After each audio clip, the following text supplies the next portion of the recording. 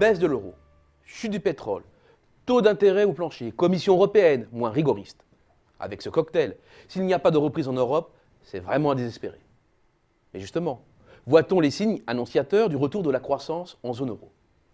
Premier indice, l'Europe semble avoir tourné le dos à la crise immobilière, comme le montre l'évolution des prix des logements. Fin 2014, leur variation sur un an est repassée en territoire positif, ce qui n'était plus arrivé depuis 2 ans et demi. Alors bien sûr, le niveau des prix reste nettement inférieur à ces 2 pics précédents. Et il est encore trop tôt pour parler d'un retour massif des effets richesse pour les ménages. Mais le mouvement est bon. Surtout, il se double du réveil, plus 2,2%, de la filière construction, qui a mis un terme en 2014 à 6 années de baisse. Quand on connaît le rôle d'entraînement de cette filière sur le reste de l'économie et son impact sur l'emploi, c'est assurément un bon signal envoyé sur la croissance à venir. Le second indice, il faut aller le chercher du côté du crédit aux entreprises. Non pas que les chiffres montrent encore une quelconque ruée vers le crédit, mais la tendance est bonne. Et la phase de désendettement massif est bel et bien terminée. Au moment où la BCE passe à l'offensive, au moment où les outils de financement à la disposition des entreprises seront moins onéreux et pour longtemps, c'est un second signe très encourageant.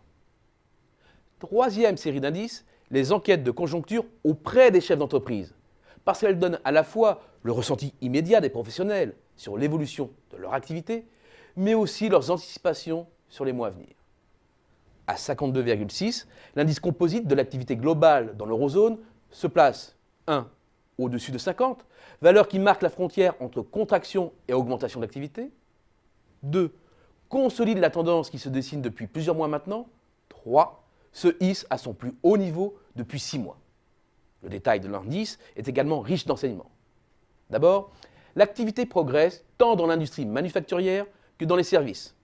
La base sectorielle de l'amélioration est donc large, mais sa base géographique aussi. Parmi les économies majeures européennes, les indices allemands, italiens, espagnols dépassent tous le seuil des 50 et se situent à un plus haut niveau depuis 2 à 5 mois. Manque à l'appel la France, qui avec un indice à 49,3 ferme la marche. Une déception à relativiser, car les indicateurs de l'INSEE comme ceux de la Banque de France ne sont pas à l'unisson et indiquent plutôt un rebond à venir. Dernier indice, les bourses.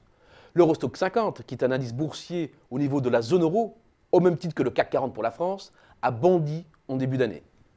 Alors certes, il marque une pause depuis peu, suspendu au poker menteur qui se joue entre la Grèce et l'Eurogroupe. Mais 2015 a bien démarré sur les chapeaux de roue. À force de déception, il est devenu difficile de penser la reprise européenne. Or, à y regarder de plus près, et en toute objectivité, toute une série d'indicateurs convergent et vont dans le sens d'une reprise générale de l'activité.